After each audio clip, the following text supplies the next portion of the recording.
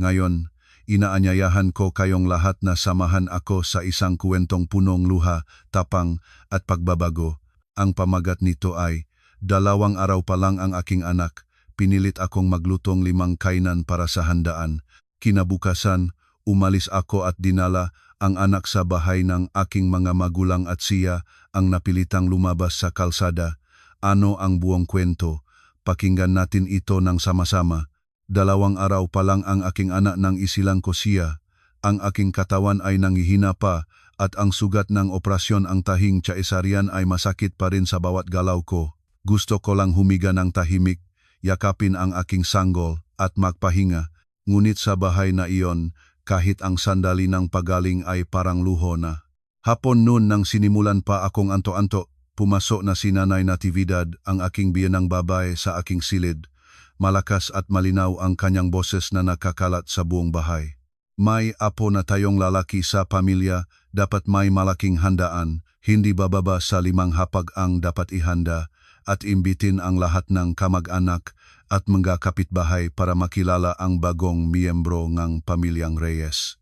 Bumangon ako, nangingini. 2 araw pa lang mula ng mangana, wala na akong lakas. Tiningnan ko ang aking bagong silang na sanggol, mapula pa ang balat, maliit pa ang kamay at nag-aalala ako hindi lang sa sarili ko kundi pati na rin sa kanya. Naktipon ako ng lakas ng loob at mahinahon na nagsalita, "Nay, baka mag-order na lang tayo sa kainan para hindi na tayo mahirapan, mabilis at mayos pa, walang mapapagod." Akala ko ay may intindihan niya ako, ngunit agad na itinakwil ng aking biyenan ang aking mungkahi. Hindi pwede iyon. Kailangang sariling luto ang pagkain para may pakita ang ating paggalang sa mga ninuno at sa mga bisita.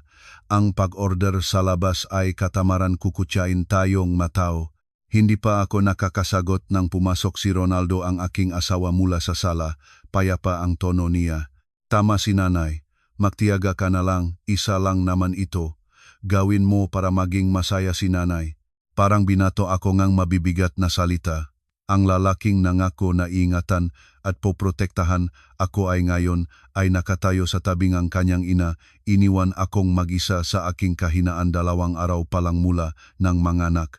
Enginunggi ako ang labi ko at pinigilan ang lumalagaslas na damdamin. Si Nanay Natividad, nang makita akong tumatahimik, ay lalo pang sumusulong. Basta-basta niya akong sinabihan, "Bukas, maaga kang bumangon at pumunta sa palengke. Ang maputahe ay dapat malinis at maayos, manok na pinakuluan, humba, inihaw na isda, at sopas pa." Tatawagan ko ang mga kamag-anak para tumulong.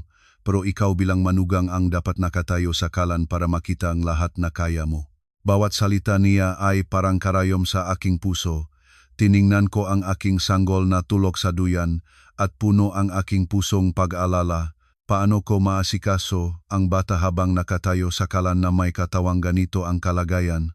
Ngunit ang malamig na tingin ni Ronaldo at ang matulis na tonong kanyang ina ay naging dahilan para hindi na ako matakot pang magsalita. Gabi noon, nahiga ako ng walang tulog.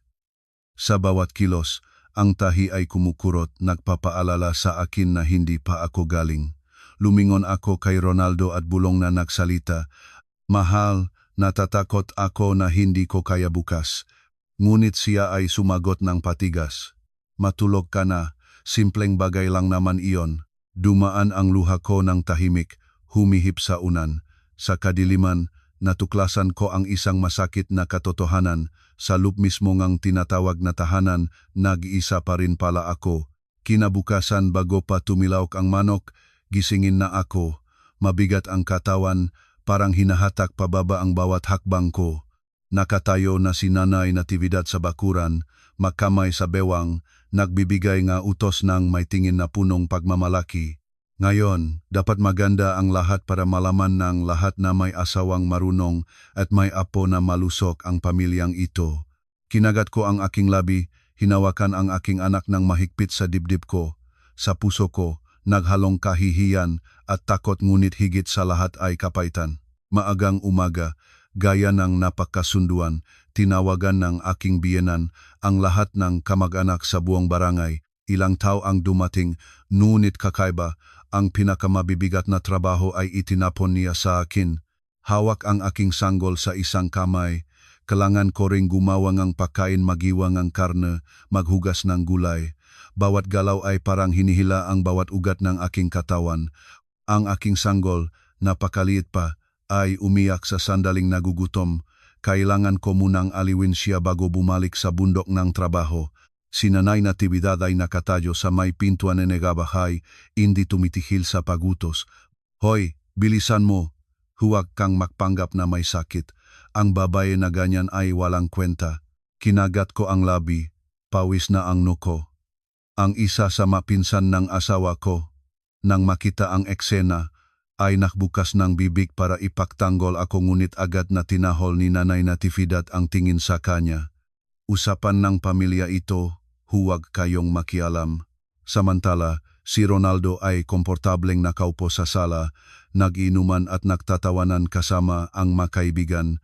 Ang ingay ng kanilang halahakan ay parang makutsilyo sa aking puso. Nakita niya akong lumabas ng putla ang mukha, ngunit lumingon lang siya at bumalik sa kanyang inumin para bang hindi ko siya kakilala. Biglang umiyak ng malakas ang aking sanggol. Nakmadali akong dalhin siya sa isang sulok at alugin ng marahina. Ang likod ng aking damit ay basang-basa sa pawis, nanginginig ang mga kamay ko sa pagod. Mula sa loob ng kusina, maririnig mo ang maasim na boses ni Nanay Natividad. Naganak ka lang isang bata at akala mo ay dakila ka na.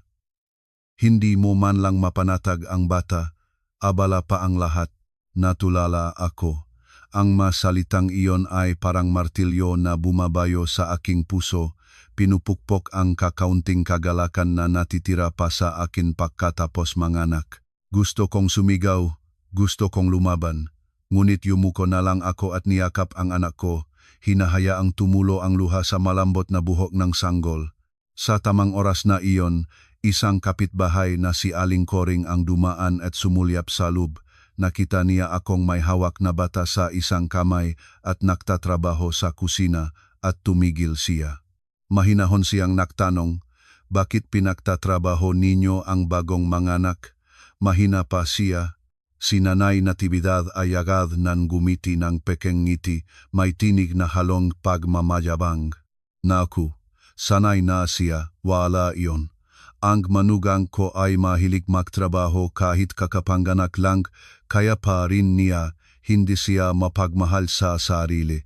Tumingin sa akin si Aling Koring, ang nga mata ay puno ng awa. Wala siyang sinabi pa, umiling lang siya at lumayo. Ngunit ang tingin na iyon ay tila tumagos sa katotohanan.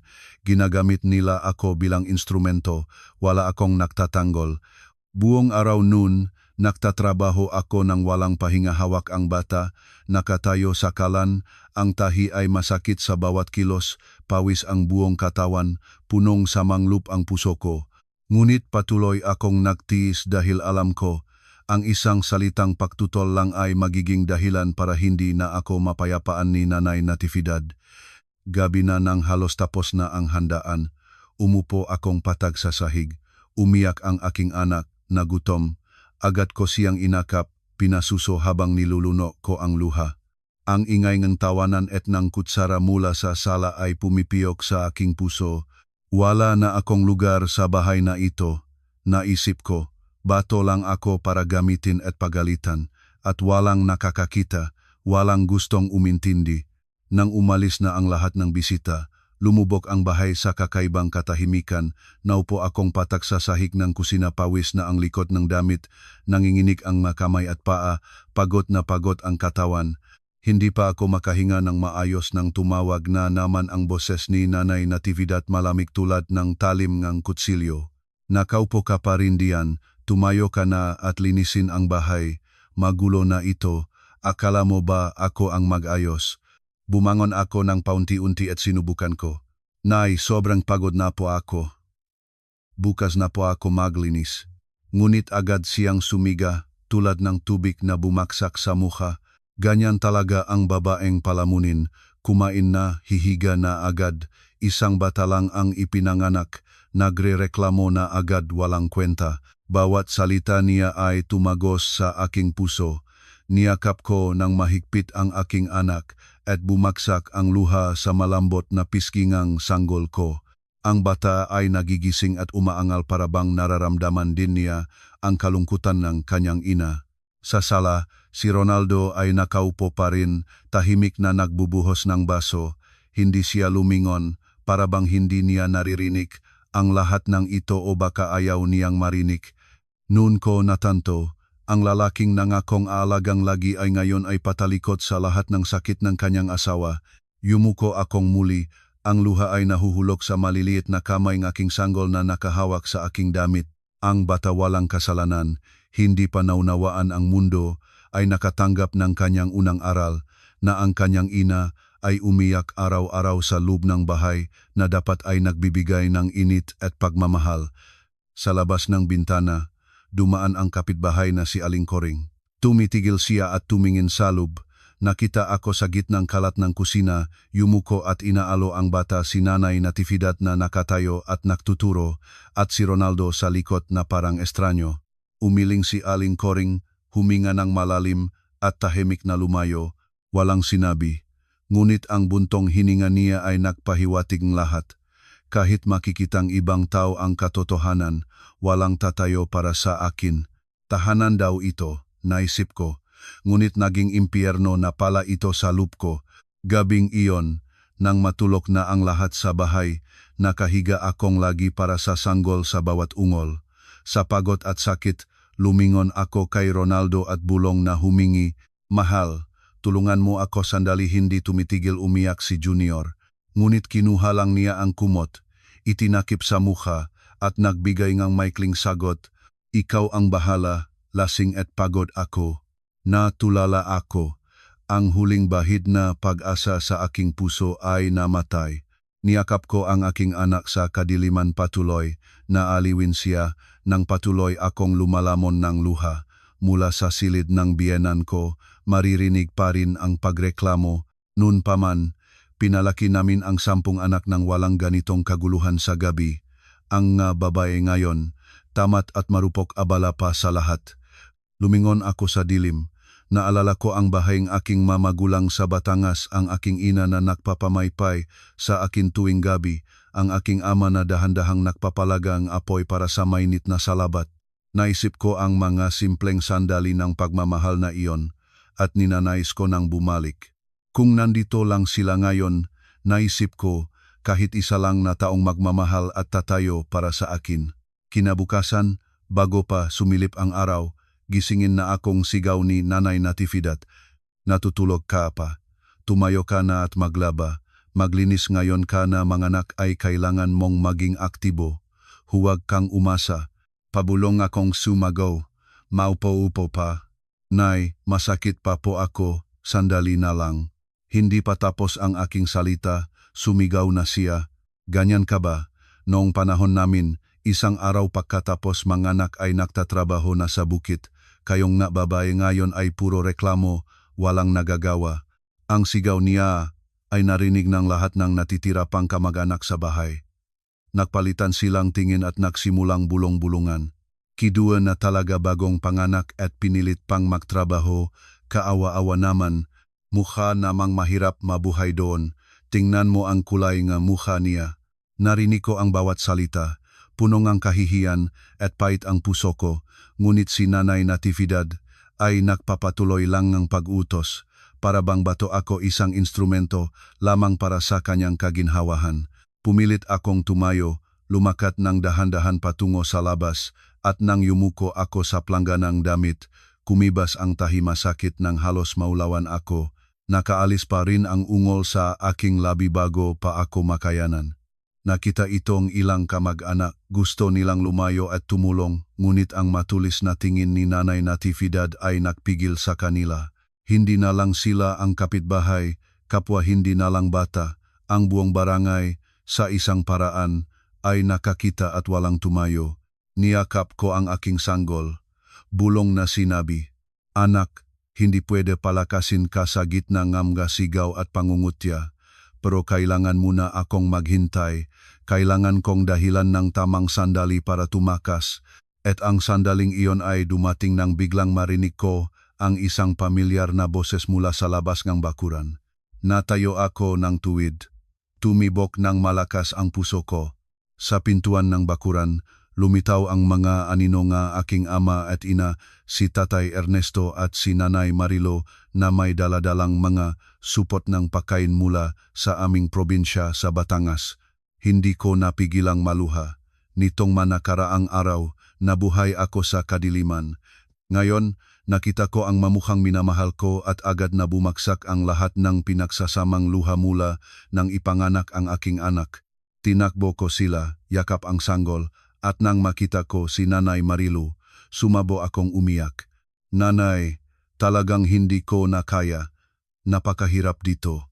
Natulala ang aking ina, agad na inakap ako, nanginginig ang mga kamay niya habang hinahaplos ang aking likod. Ang aking ama ay tumingin sa aking manipis na mukha berde at namumutla at nagulat. Diyos ko, ilang araw ka lang nanganak at ganito ka nakasakitin, ano ang ginawa nila sa iyo? Nagukwento akong humihigbi mula sa pagpilit sa akin na magluto ng 5 handaan habang bago lang akong manganak, hanggang sa pagiging nakatayo sa kalan habang hawak ang sanggol, hanggang sa walang katapusang mamura at pag-uutos. Habang nakukwento ako, lumilim ng limi ang mukha ng aking ama at ina. Hinampas ng aking ama ang mesa ng malakas, matibay ang tinik. Hindi pwedeng ganito, umuwi ka na agad sa aming bahay. Dito ka mamamatay ng dahan-dahan kung mananatili ka. Narinig ito ni Nanay Natividad na nakatayo ng nagtatataas ng kilay sa may pintuan at agad na sumiksik. Ang tinik ay matulis tulad ng plato. Ano ang sinasabi ninyo? Mahal ko siya tulad ng sarili kong anak at ngayon ay nagsisinungaling siya para pabagsakin ang aking pangalan. Hindi napihil na aking ina. Pagmamahal. Pagmamahal na pinilit ang bagong panganak na maglutong 5 handaan. Pagmamahal na nakatayong nakikita siya sa kalan habang kayo ay nakaupo at nag-uutos. Nakitang buong barangay ang lahat. Natividad, hindi ka maaring magsinungaling pa. Ang masalita ng aking ina ay tulad ng kutsilyo na pumutol sa pagkukunwari ni Nanay Natividad. Ang makamag-anak na natitira ay dahan-dahang tumango, bulong na nagpapatunay, "Toto, nakita namin ang lahat kahapon." Ang mukha ni Nanay Natividad ay naging pula. Nagsisiklab ang mga mata at biglang nagbago ang kanya. Itinuro ang daliri sa akin, puno ng kamandag ang tinik. Mapanghimaksik na manugang. Swerte ka na naging bahaging pamilyang ito at ngayon ay nagsisinungaling ka, pinabababaan ang sariling biyenan, ikaw ay walang galang, walang halaga. Nangingini ako, ngunit ngayon ay hindi na ako nag-isa. Humakbang pasulong ang aking ama, nakatayo sa harap ko, matibay ang tinig. Tumigil ka na, sobra na ang pinagdusang anak ko. Kung patuloy kang magpapahirap sa kanya, ngayon na namin siya aalisin. Hindi na karapat-dapat ang bahay na ito sa kanya. Tumahimik ang buong bakuran. Ang makamag-anak sa paligid ay walang nagtatanggol kay Nanay Natividad.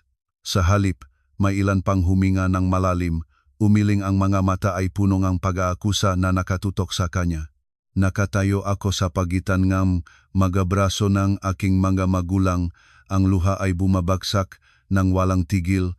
Sa sandaling iyon, natuklasan ko ang tunay na suporta, ang suporta na hindi kailanman ibinigay sa akin ng aking asawa. Hinawakan nga aking ina ang aking kamay ng mahigpit, matibay ang mga mata. Halika na, anak. Bawat araw na nanatili ka rito ay bawat araw na napapahamak ka. Tumango ako, niyakap ang aking sanggol ng mahigpit. Sa puso ko, isang desisyon na hindi ko pa naranasan, ang lakas ay nabubuo. Sa gitna ng lahat ng ito, lumabas si Ronaldo mula sa sala, amoy pa rin ng alak. Mapula ang mukha ngunit malamig ang tono niya. Tama na, huwag na kayong gumawa ng eksena dito.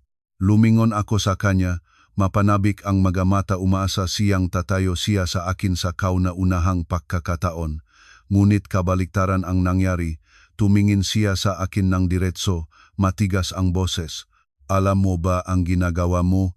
Handa na ang lahat ng tao rito at ikaw ay nagdadala ng problema. Mayroon ka pa bang paggalang sa pamilyang ito? Nanlagas ang aking loob. Ang masalitang iyon ay parang durog ang aking puso. Ang lahat ng pinagdaanan ko, ang pawis, Ang luha, ang sakit ng katawan at ng kaluluwa ay tinatawag niyang problema. Galit na sumigaw ang aking ama, nangangahas ka pang magsalita.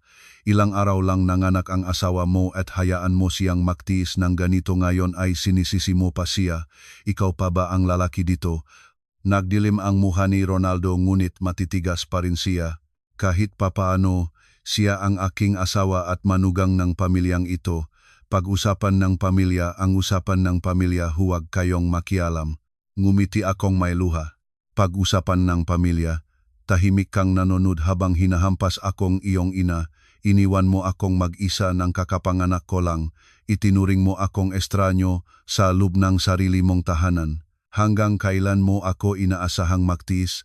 Naugat ang ngipin ni Ronaldo. Malamig ang sagot, kung hindi mo kaya, nasa iyo ang pagpili, hindi kita pinipilit. Ang mga salitang iyon may klingunit parang punyal na direktang tumagos sa aking puso. Sa sandaling iyon, naunaawaan ko, ang lalaking ito ay hindi na ang aking sandigan at marahil ay hindi na maari pa. Sinakop ko ang aking sarili, tinipon ang lahat ng lakas ng loob para sabihin ang salitang hindi ko pinaniwala ang may bibigay ko ng ganun kaaga. Sige. Kung giyon ang sinabi mo gusto ko niya nulment, tumahimik ang buong bakuran. Ang iyak ng aking sanggol lang ang maririnig.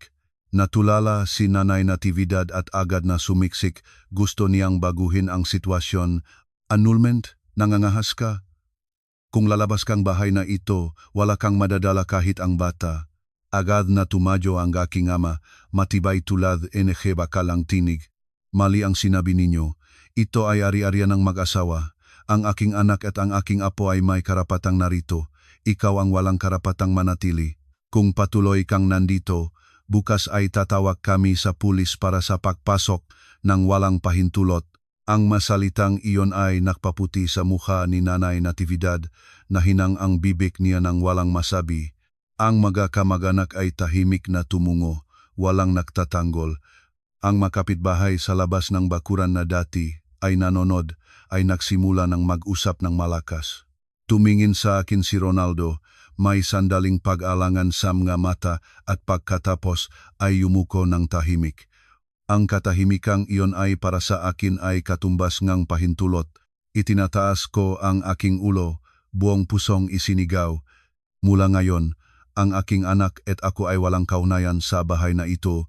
Pinili kong umalis para protektahan ang aking anak at ang aking sarili.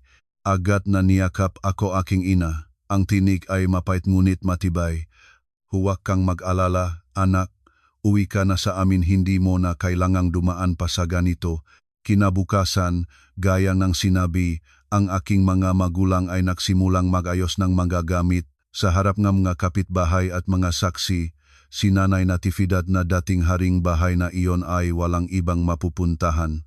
Nag-impake siya ng tahimik at iniwan ang bahay na noon ay akala niyang sarili niyang teritoryo. At ako, hawak ang aking sanggol, ay bumalik sa bahay ng aking mamagulang sa Batangas sa gitnang mainit na yakap ng aking ama at ina. Pagkatapos ng napakaraming araw ng kahihiyan at pagdurusa, sa wakas ay naramdaman ko ang tunay na init ng pamilya. Nang umuwi ako sa aming bahay sa Batangas, nagkagulo ang buong barangay. May nagmahal, may nagmahabag na huminga, at may ilan na umiling. Ngunit sa lahat, alam ngang lahat, si Nanay Natividad ay naabot na sa kanyang pinakamababang punto. Wala na siyang mapagtanungan at tahimik siyang lumabas ngang bahay na may daladalang bag ng damit, naglalakad sa kalsada. Pumunta siya sa bawat pamilya, sa kapatid na babae, sa mga pinsan, ngunit sa bawat bahay na kinakatok niya, nakita siyang mataong iyon na may simangot at iniiwasan siya. May nagdahilang masikip ang bahay, may nagpanggap na abala, walang gustong tanggapin siya. May isa pang nangahas na magsabi ng direkta, "Ate, alam ng buong barangay kung paano mo itinrato ang iyong manugang. Ngayon naluging-lugi ka na, tatakbo ka sa amin. Hindi kami makikialam."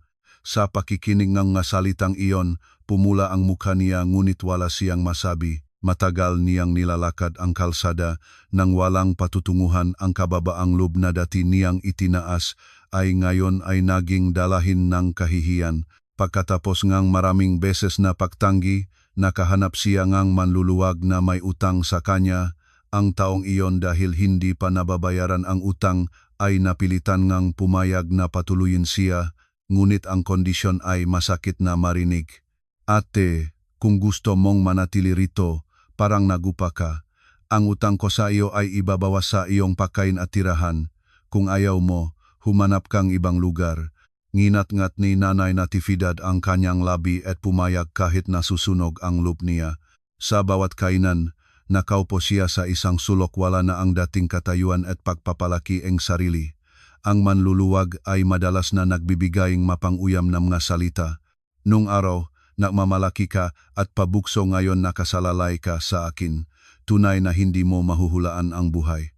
Bawat salita ay parang latigo sa puso niya. Gabi, nakabalumbon siya sa lumang higaan, nginat-ngat ang kanyang ngipin at bumulong sa dilim.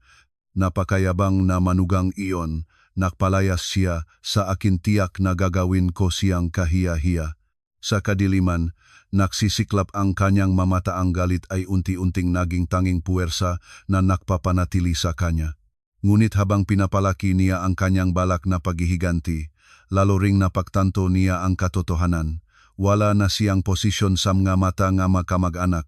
Ang dating katayuan at dangal niya ay naglaho na tulad ng usok. Ang mataong dati ay nakpupuri at nakpaparangal sa kanya ay mabilis na naktalikot na kapagtataka ang bilis. Isang beses, pumunta siya sa bahay ng asawang kapatid na kanyang asawa, umaasa siyang matanggap. Ngunit nang lumabas na lang siya sa pintuan, malamig na sumagot ang asawang kapatid, "Pasensya na ate, masikip ang bahay namin, at ang nangyari sa iyong manugang narinig na namin lahat iyon, ayaw naming makialam." Natulala si Nanay Natividad at napilitang lumabas. Ang bawat hakbang sa pamilyar na kalsada nga barangay ay parang estranyo na ang dati niyang lugar ay naging mapintuan na ipinakait sa kanya.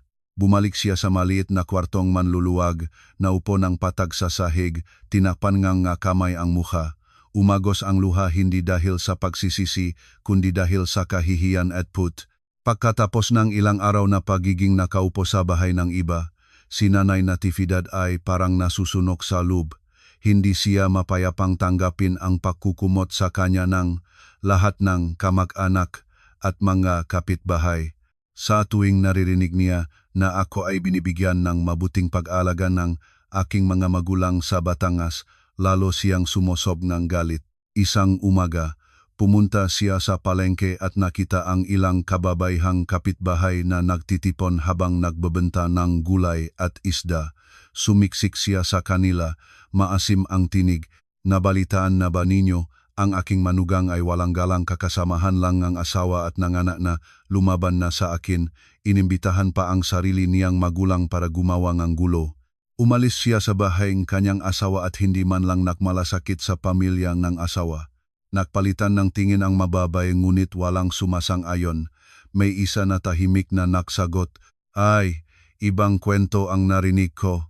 Noong araw na iyon, nakita ko mismo ang manugang mo may hawak na sanggol sa isang kamay, nagluluto, puti na ang mukha. Sino bang magpapangganak ng 2 araw lang at agad ng pilit na maglutong 500? Nagmamalaki ka pa na asawang marunong siya at ngayon ay sinasabi mong walang galang siya." Namumula ang mukha ni Natividad, ngunit pumilit pa ring makipagtalo. "Gusto ko lang siyang matuto kung paano maging manugang, walang masamang intensyon iyon. Nagsisinungaling siya para siraing pangalan ko." Umiling ang isa pang babae, huminga ng malalim. "Nakita namin ng sarili naming mga mata. Sinigawan mo siya sa harap ng mga bisita. Ang taong kakasamahan lang at hindi pa okay ang katawan, ganyan ang itinrato mo, iyan ay kawalan ng konsiyensya." Habang nagtatalo, lalo pang dumami ang manakapaligid. Karamihan ay nagtatanggol sa akin. May isa pang nagsalita ng malakas, "Huwag ka nang subukang siraan pa siya. Alam ng buong barangay ang katotohanan pag nagpatuloy ka.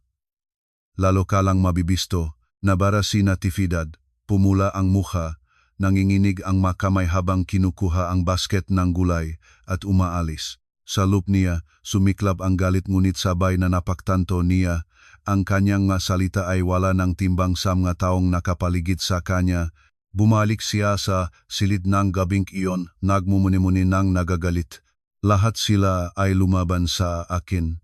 Kahit ang salita ko ay hindi na pinaniniwalaan ng kahit sino, totunga. Ang buong barangay ay personal na nakakita kung paano niya itinrato ang kanyang manugang. Ang mga salitang inilabas niya ay parang sariling pag-amin niyang kasalanan. Kinabukasan, sinubukan niyang lumapit sa ilang malalayong kamag-anak para maghain ng reklamo, ngunit bago pa siya makabuka ng bibig, pinagpalakpak na siyang makamay. Ang nangyari sa iyong manugang, narinig na namin lahat, huwag na, pag nagsalita ka pa, lalo kang maging paksa ng sismis. Ang batang iyon ay matiyaga kahit iba pa ang nasa lugar niya. Matagal ka nang nawalan ng posisyon. Sa pakikinig nga salitang iyon, nagputi ang mukha ni Natividad. Ang kahihiyan ay tumagos sa bawat hininga. Sa maraming taon, ipinagmayabang niya ang kanyang sarili, ngayon ay sinisita siya ng harapan ng mga tao. Samantala, sa bahay ng aking mamagulang sa Batangas, unti-unting gumagaling ang aking kalusugan. Sa bawat araw, may mga magulang na tumutulong sa pag-aalagaan, nakakapagpahinga ako, at ang aking anak ay nagtataba at lumalaki ng malusog. Mga tao sa barangay na bumibisita, nagbibigayng payo, anak, mapalad ka, nakalabas ka sa pagdurusa, malakas ka, ipagpatuloy mo ang buhay, huwag nang mag-isip. Ang salitang iyon ay parang gamot sa aking masugat. Alam ko na ang katotohanan ay nasa aking panig at habang sinusubukan ni Natividad na siraan ang aking pangalan, lalo siyang tinatamaan ng kanyang sariling pag-amin. Sa kanyang kaloban, ang put ay nag-iinit pa rin. Sige, kung ganun pupunta ako mismo sa bahayng mga magulang niyan para makita nila na hindi pa tapos ang lahat. Isang hapon na mainit-init, nakaupo akong nagpapasusong aking anak sa may beranda nang bigla kang marinig mula sa malayo ang ingay ng malakas na pagsigaw. Nagulat akong tumitingin at nakita ko ang anino ni Natividad na palabas ng kalsada, papalayo sa bahay ng aking mga magulang. Ang mga kamay ay nakatayo sa bewang, ang tinik ay parang batingaw. Mapanghimaksik na manugang, nangahas kang umalis sa bahay nga, sawa mo at dinala mo pa ang iyong mga magulang para sirain ang pamilya ko. Ngayon, kailangan naming mag-usap ng maayos, hindi kita patatawarin ng ganito. Nagmadaling lumabas ang aking mamagulang. Namukhain ang aking ama, may kapal-kapang mukhang pumunta rito. Kakasamahan lang aking anak at hinirap mo siya hanggang sa katawan niya ay sumuko, ngayon ay nangahas ka pang gumulo dito sa aming bahay. Nanginginig sa galit ang aking ina, ngunit matibay pa rin ang tinik. Ang aking anak ay hindi nakasala. Kung magpatuloy ka pa, agad naming tatawagin ang barangay kapitan. Ang mga kamag-anak sa bahay ng aming pamilya, matito, tita, mapinsan ay lumabas sa bakuran, walang nagtatanggol kay Natividad. Sa halip, bawat isa ay nagsimulang magsalita. Narinig na namin ang lahat ng ahas kapang lumabas ng bibig. Nakita ang buong barangay, hindi ka maaring magsinungaling. Kung may konsiyensya ka, dapat marunong kang magpaalam. Namumula ang mukha ni Natividad. Nagtataranta ang bibig ngunit walang masabi para ipagtanggol ang sarili. Biglang, ilang batang lalaki sa pamilya ng aking mga magulang, mga pinsan na mainit ang ulo ay humakbang pasulong. Nginatnat ng isa ang ngipin. Ang babae na ganyan ay dapat ng turuan para hindi na ulitin. Susundan, ne isa pa. Sinasaktan mo ang aming pinsan. Kung wala lang ang mga nakatatanda rito, handa ka na namin. Lalapit na sila, ang makamay ay handa na. Nagkagulo ang buong bakuran. Ang hangin ay parang handa ng sumabog sa away. Niyakap ko ng mahigpit ang aking anak, nanginginig, takot na takot. Sa kabutihang palad, ang mga matatandang tao ay agad na humarang, pinigilan ang mga batang lalaki. Huwag na ninyong galawin, pabayaan niyo siyang mapahiya at lumabas sa sarili niya. Huwag na tayong gumawa ng eksena. Narinig ito ng mga batang lalaki at napigilan, ngunit ang galit ay nananatili sa kanilang mga mata.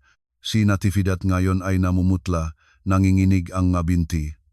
Hindi niya inakala na sisirain siya ng isang grupo na walang tatanggol sa kanya at handang parusahan siya. Ang nagnangalit na mga mata ng pamilya ng aking mga magulang ay nagpanlikot sa kanya. Sa pagkakatakot, dahan-dahan siyang umurong pabalik sa pintuan ng bakuran. Ang labi ay nanginginig pa rin ng mahinang na salita. Kayo, huwag kayong ipagmalaki ito, hindi patapos ang lahat. Ngunit bago pa matapos ang kanyang pangungusap, malakas na sumigaw ang isa sa pamilya ng aming mga magulang. Sana na marunong kang umalis ng mabilis. Huwag mo na kaming pagintayin. Nagulat si Natividad at mabilis na lumabas, mabilis ang minagahakbang, halos natumba sa pintuan ng nagabakuran. Ang kanyang anino ay dahan-dahang nawala sa likod ng mga puno, nag-iwan sa likod nito ng ingay ng pag-aakusa at mga buntong hininga. Nakatayo akong may hawak na sanggol sa may beranda, ang luha ay bumabagsak sa pisngi ko. Hindi dahil sa habag kundi dahil sa unang pagkakataon, nakita ko si Natividad na naabot sa kanya pinakamababang punto, sinaklaw ngang isang grupo, nahubaran ng kanyang makasinungalingan, walang lugar na mapuntahan. Inilagay nga aking ama ang kamay sa aking balikat, malalim ngunit matibay ang tinig. Huwag kang matakot. Mula ngayon, kasama mo ang buong pamilya natin, hindi na siya mangangahas na manghimasok. Sa pakikinig, naramdaman kong gumaan ang puso ko. Lumipas na ang bagyo, hindi man lang ako nag-isa ngayon. Pagkatapos na masalaw ng buong pamilya na aming mga magulang, si Natividad ay wala ng mukha para manatili sa barangay. Tahimik siyang lumabas at naglakad-lakad sa iba't ibang lugar. Ang mag-anak ay naktalikod. Ang mga kapitbahay ay nag-uusap, walang gustong tanggapin siya. Sa katapusan, nakahanap siya ng trabaho sa isang bahay sa bayan bilang tagalinis kapalit ng pagkain at tirahan. Ang pagkain na simpleng ulam at sabaw, ang mapanghamak na tingin ng may-aring bahay, lahat ay naging parusa para sa kayabangan niya noon. Gabi, nakabalumbon siya sa lumang higaan, inaalala ang malumipas na araw ng kadakilaan at umagos ang luha ng kahihiyan. Ngunit kakaiba, sa lahat ng luha na iyon ay walang pagsisisi, puro put at kapaitan pa rin. Samantala, sa aming bahay sa Batangas, ang buhay ay dahan-dahang nagbabalik sa katahimikan. Sa tulong ng aking mamagulang, unti-unti akong gumagaling. Ang tahi ay humihilom, ang katawan ay nag-ipon ng lakas, at ang isipan ay nagiging mas maliwanag. Lumalaki ng lumalaki ang aking anak, kumakain ng maayos, natutulog ng mahimbing. Ang inosenteng mga mata niya ay nagpapalo ng aking puso pagkatapos ng maraming maitim na araw. Tuwing hapon, kinukuha ng aking inaangapo para maglakad sa paligid ng barangay. Ang lahat ng makakakita ay nagpupuri. Ang batang ito ay mataba at malusog na palad siya na kasama ang lolo at lola niya.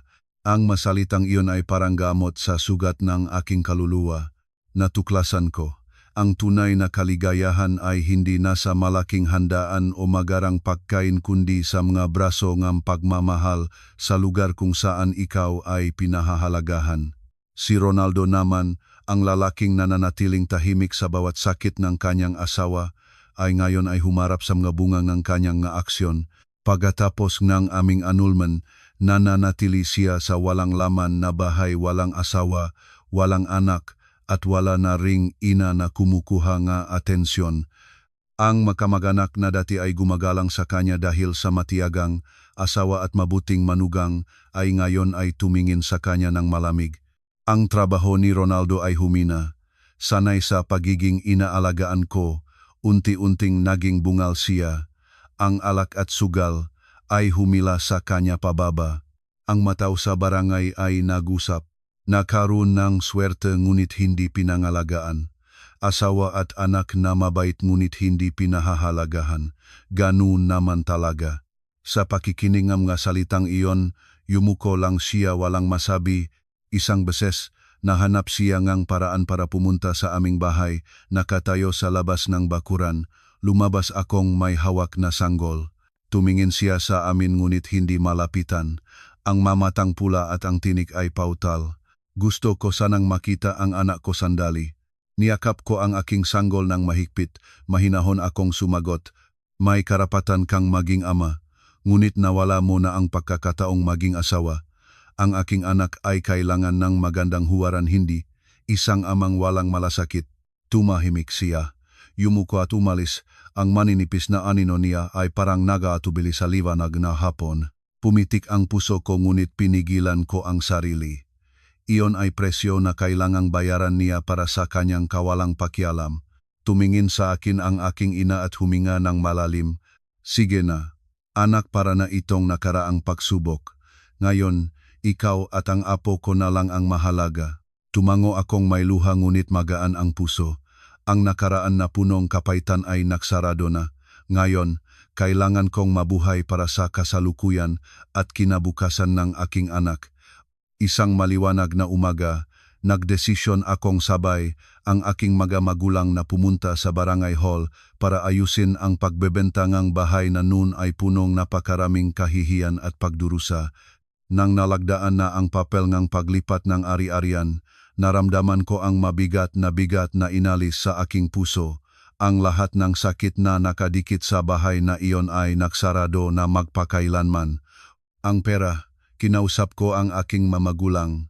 Hindi ako kailangan ng mayamang pamumuhay, kailangan ko lang ang isang tahimik na tahanan, may hardin at mga puno, kung saan ang aking anak at ako ay lalaki sa tawa, hindi na sa sigaw. Tumingin sa akin ang aking ama at ina, ang nga mata ay may luha ngunit nagliliwanag. Nahanap kaming tatlong isang maliit na lote sa isang tahimik na barangay, may ilog na kumikislap sa tabi at mga taniman ng palay na berde. Nagpagawa kami ng isang simpleng bahay, 3 silit, pulang bubong. Sa harap ng bakuran, nagtanim ako ng ngasantan et rosas. Sa tabi ng bahay, may sitaw at patola. Tuwing umaga, ang tunog ng manok na tumitilaok, ang boses ng aking anak na bibo, ang amoy ng bagong luto na sinangag, punong kagalakan ang aking puso. Nagsimula akong magnegosyo, isang maliit na tindahan sa may beranda ng aming bahay. Ang mataw sa barangay ay dahan-dahang nakilala ako. Lahat ay nagmamahal sa akin, hindi dahil sa mga produkto, kundi dahil iginagalang nila ang aking tapang at pagsusumikap. Maraming nagsasabi, "Anak, napakalakas mo, tunay na hindi pinabayaan ng Diyos ang taong alam lumaban para sa sarili." Ngumiti akong may pagpapasalamat. Ang mga salitang iyon ay nagpagaling sa natitirang mga sugat. Tuwing hapon, sama-sama kaming lumalabas ng aking ina para mamitas ng gulay sa hardin. Ang aking ama naman ay nagdadala ng apo para maglakad sa tabing ng ilog. Lumaki ang aking anak sa pagmamahal, malusog, masaya, aktibo. Habang pinanonood ko siyang naglalaro, naniniwala akong ang bawat sakripisyo, bawat luha na aking nahulog ay nagkakahalaga. Isang araw, may bumisita na estranyo sa aking tindahan. Binalingan akong tanungin, "Ikaw ba ang babae na umalis sa asawa at sa bahayng biyenan?" Ang buong rehiyon ay nagtatanggol sa iyo bilang matapang. Sandaling natulala ako at pagkatapos ay ngumiti ng mahinahon. Hindi umalis, tumayo para protektahan ang aking anak at ang aking sarili. Tumango ang bisita. Ang mata ay punong paggalang. Napagtanto ko, ang aking kwento ay hindi na lang personal, na sakit ito ay naging aral para sa maraming babay. Lumipas ang panahon. Dahan-dahan kong naitayo ang isang matatak na buhay. Ang natira sa pramula sa pagbebentangang bahay ay nilagay ko sa bangko para sa pag-aral nga na. Natuto rin akong manahiti, natanggap ang pag-ayos ng damit ng mataw sa paligid ng barangay para may karagdagang kita. Ang buhay ay hindi mayaman, ngunit bawat araw ay punong pawis, ngiti at katahimikan. Isang beses, dinala ko ang anak ko sa dating barangay nga aming pamilya. Ang bahay doon ay naibenta na at pinaganda ng bagong may-ari. Ang mataw ay tumingin sa akin ng iba na hindi na may awa kundi may paggalang.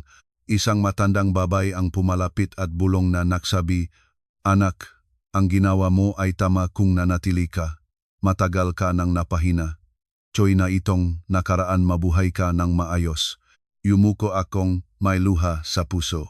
Totoo nga, ang nakaraan ay nagsarado na, tanging hinaharap na lang ang harapan. Samantala, Ang mga nagdulot ng sakit sa akin ay bawat isa ay nagdadanas ng sariling bunga. Hindi na ako laging nag-aalala sa kanila. Paminsan-minsan nakakarinig ako ng balita at tahimik lang akong humihinga.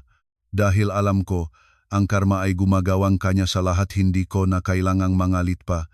Isang gabi, nakaupo akong sa harap ng bahay. Nahilig ang aking anak sa aking balikat at bulong na nagsabi, "Nanay, gusto ko talaga ang ating bahay, mas masaya dito kaysa sa dating lugar." Niyakap ko siya nang mahigpit, ang mga mata ko ay napuno ng luha. Alam ko na pumili ng tama, iniwan ang mga kadena para magsimula ng bagong buhay para sa aming dalawa. Ipikit ko ang mamata, natamasa ang tunog ng gakulihlich, ang amoy ng batang palay sa hangin at puno ang puso ko ang isang simpleng aral. Ang babae ay hindi ipinanganak para magtiis ng walang katapusan. Kapag naabot na sa hangganan, tumayo ng matapang. Ang tunay na kaligayahan ay hindi nasa malaking handaan kundi sa lugar kung saan ka pinahahalagahan at mahal. Naniniwala akong ang lahat ng aking naranasan at ibinabahagi ngayon ay hindi lang para sa sarili ko kundi para sa lahat ng mga babaeng dumadanas ng parehong kalagayan. Huwag hayaang ang luha ay mahulog sa katahimikan, maniwala sa iyong sariling halaga. At sa lahat ng ating mahal sa buhay, kahit gaano kaganda ang handaan, kahit gaano kaaliw ang mga salita ng pagmamalaki, hindi ito kailanman makakapalit sa kabaitan at pagmamahal sa loob ng isang tunay na tahanan.